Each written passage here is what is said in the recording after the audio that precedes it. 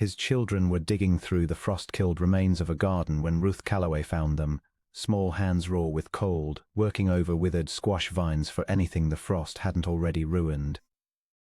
She stood at the fence line between her farm and the Trent place a long moment, her basket of morning eggs forgotten on her hip, before she understood what she was seeing, and once she understood it, she could not unsee it. Mercy, she breathed, and was already climbing through the rails before the word had finished leaving her. The boy, Caleb, could not have been more than 8, and the girl, Nettie, perhaps 6, and both of them looked up at her with the particular wariness of children who had learned not to expect kindness delivered without a price. Their clothes hung loose and none too clean. Nettie's cheeks were chapped raw from wind. She had no coat warm enough to turn. "Where's your father?" Ruth asked, though she feared she already knew. Caleb tipped his chin toward the farmhouse, its chimney cold, not a thread of smoke rising though the morning held a bitter frost. In the house. "He don't come out much." Ruth had buried her own husband 18 months past, had known in her own body the particular weight of grief that could flatten a person into the mattress and hold them there for days at a stretch. But she had had no children depending on her to rise, and even in her worst weeks, she had found some reservoir to draw from rather than let her own fields go to ruin. Amos Trent, it seemed, 3 months a widower himself, had found no such reservoir, and his children were paying the price of its absence. She marched to the farmhouse door and knocked hard 3 times, and when no answer came she knocked again, harder. "Mr. Trent, I know you're in there. Your children are eating frostbit squash out of the dirt like animals, and I mean to speak with you about it whether you open this door or not." There was a long silence, and then footsteps slow and heavy, and the door opened on a man Ruth barely recognized from the church suppers of a year past. Gaunt now, unshaven, his eyes rimmed dark and hollow, a man who looked as though grief had hollowed him out from the inside, and left only the shell standing upright out of habit. "Mrs. Calloway." His voice came rusty, as if disused. "This isn't your concern. It became my concern the moment I found your children scavenging a dead garden for their breakfast." She held his gaze, unflinching, though something in her chest ached fiercely at the ruin of him. "I know what grief costs a person, Mr. Trent. I buried my Thomas not 2 years back. But I didn't have babies looking to me to keep them alive while I grieved, and you do, and they can't wait for you to find your feet again. They need feeding today." "I feed them," he said, though the words carried no conviction. "When did you last cook a proper meal in that kitchen?" His silence answered for him. Ruth did not wait for his permission. She went home, filled a second basket with bread, salted pork, a jar of preserves, and carried it back across the frozen fence line to the Trent kitchen, where she found exactly the disorder she'd expected: unwashed dishes, a cold stove, a larder gone nearly bare. She built a fire, set a pot to heating, and by the time Amos found her there, sleeves rolled, moving through his kitchen as though she had every right to it, the children were already seated at the table with the wide, disbelieving eyes of creatures unaccustomed to being fed without asking twice. "Can't simply take over a man's household," Amos said, though the protest came weaker than before, undercut, perhaps, by the sight of his children eating with an eagerness that shamed him visibly. "Watch me," Ruth said, and ladled stew into Nettie's bowl. She came every day after that, whatever his objections. She told herself, in the early mornings crossing the frost-hardened field between their 2 farms, that she came only for the children's sake, that Amos Trent's grief was his own business and none of hers to mend. But she found herself, more than once, lingering in his kitchen past the point strict necessity required, watching him from the corner of her eye as he sat, silent and diminished, at his own table, and she found herself wanting, with an intensity that unsettled her, to see some flicker of the man return to his eyes. "You loved her very much," she said to him one evening, weeks into her daily visits, after the children had been put to bed, fed and warm for the first time in longer than any of them could likely recall. 11 years, Amos said, staring into the fire she had built. "I keep thinking I'll wake and this will have been a fever dream, that she'll be in the next room. Instead I wake and remember all over again, fresh as the first morning, and some days I can't make myself rise to face it twice." "I know that morning," Ruth said quietly. "I had it too, every day for the better part of a year. What got me up in the end wasn't that the grief lessened. It was remembering that Thomas would have been ashamed of me, letting our farm go to seed and myself go hollow, when I still had breath in me to do otherwise. Your children need you standing, Amos, not healed. He said nothing, but something in his shoulders eased fractionally, and it was the first crack of light Ruth had seen in him since she'd found his children in the frozen garden. Word of Ruth's daily crossings reached the small congregation at Foxglove within a fortnight, as such things always did in a county where every fence line had ears. Mrs. Pruitt cornered her after Sunday service, lips pursed with particular relish of a woman about to dispense unwelcome counsel.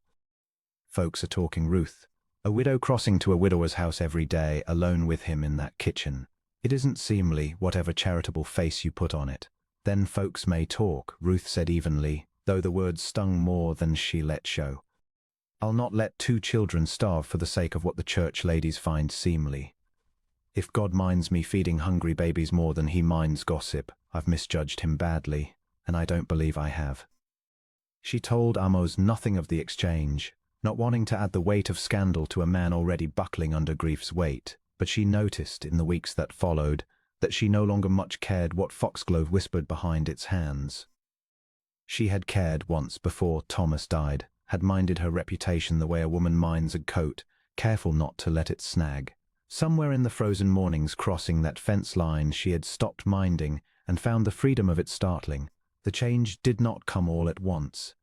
Grief, Ruth knew from her own long acquaintance with it, did not release a person on any tidy schedule. There were mornings Amos managed to rise and see to his stock before she arrived, small triumphs he never spoke of but which she noted with a private, fierce gladness.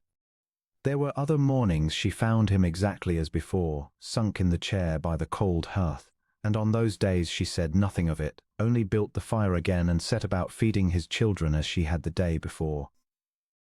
Patient as a woman planting seed in ground she trusted would eventually yield.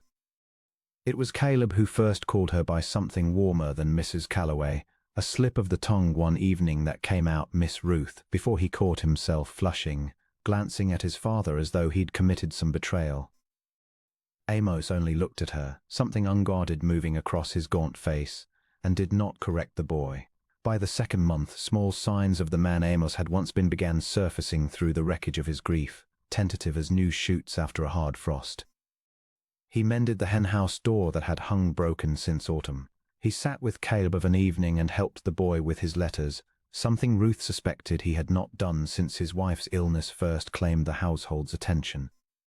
He began, haltingly, to ask Ruth about her own losses, about Thomas, about the farm she'd kept running alone through her own darkest year, about how a person found the will to keep rising when rising seemed to serve no purpose at all. "You never once let yourself go the way I did," he said to her one evening, watching her braid Nettie's hair by the fire with a practiced ease that spoke of long habit. "Why not? You loved him no less than I loved her." "I nearly did," Ruth admitted. "There were mornings I lay abed till noon and let the stock go untended and told myself I'd rise tomorrow instead. What pulled me out of it wasn't strength, Amos, whatever you might think looking at me now. It was Thomas's mother, writing to ask after her son's farm, and my own shame at having to admit I'd let it fall to ruin. Shame got me standing before grief ever loosened its grip. I don't say that to shame you in turn. I say it 'cause I don't believe any of us climbs out of that pit through virtue alone. Sometimes we climb out because someone or something makes staying down no longer bearable." He was quiet a long while, watching the fire, and when he spoke again his voice had dropped low and rough.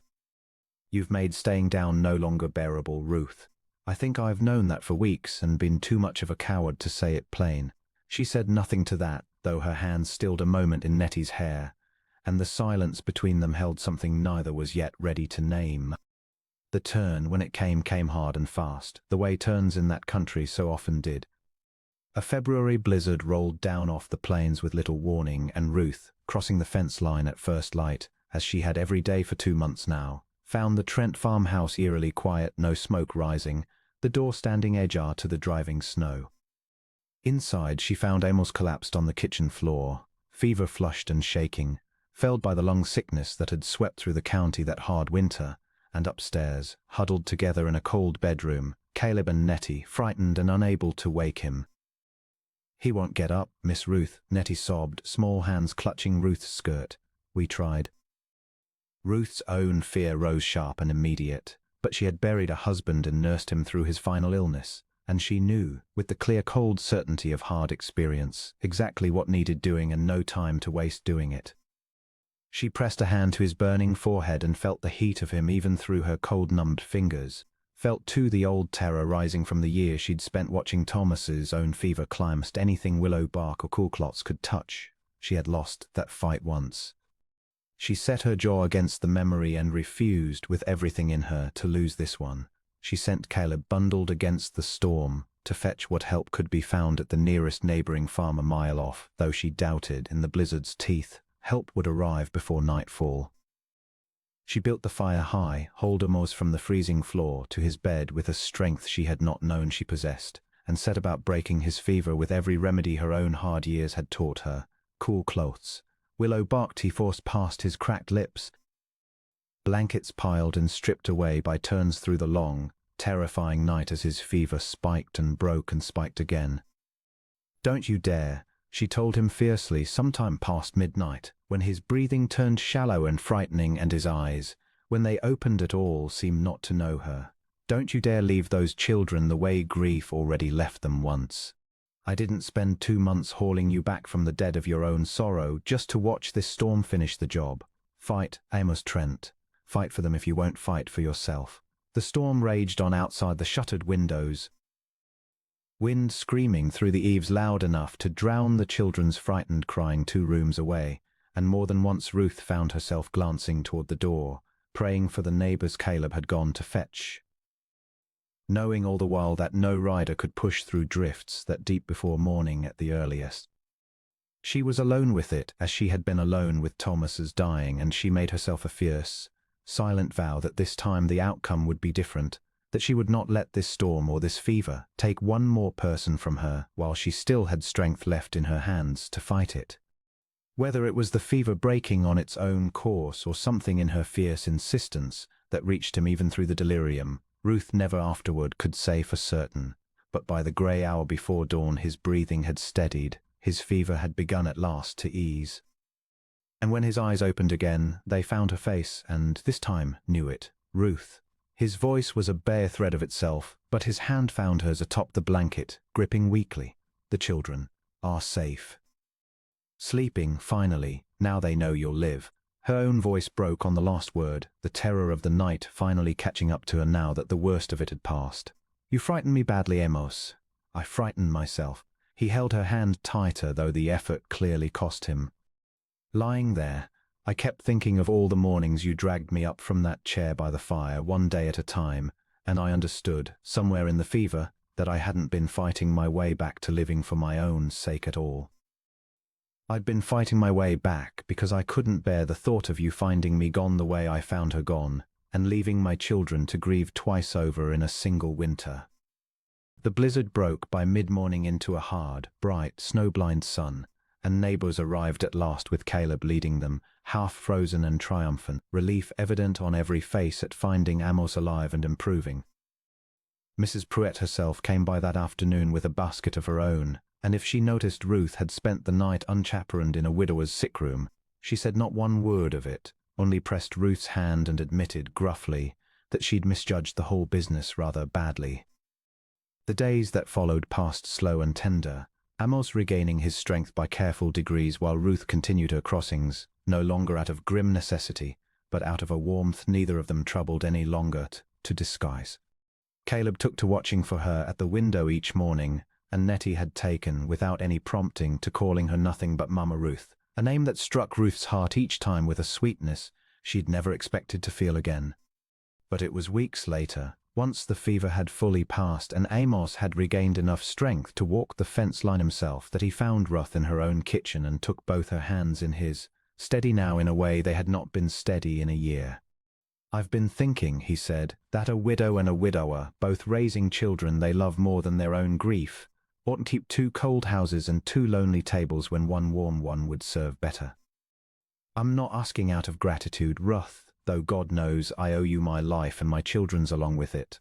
I'm asking because somewhere in these hard months, watching you fight for us harder than I was fighting for myself, I fell in love with you. Plainly. Entirely. Ruth thought of the frost-killed garden where she'd first found his children scavenging in the bitter cold, of the long fever-bright night she'd spent refusing to let death take one more person she'd come to love, and felt her own answer rise up unhesitating and whole, steadier than any answer she'd given in the whole of her widowed life.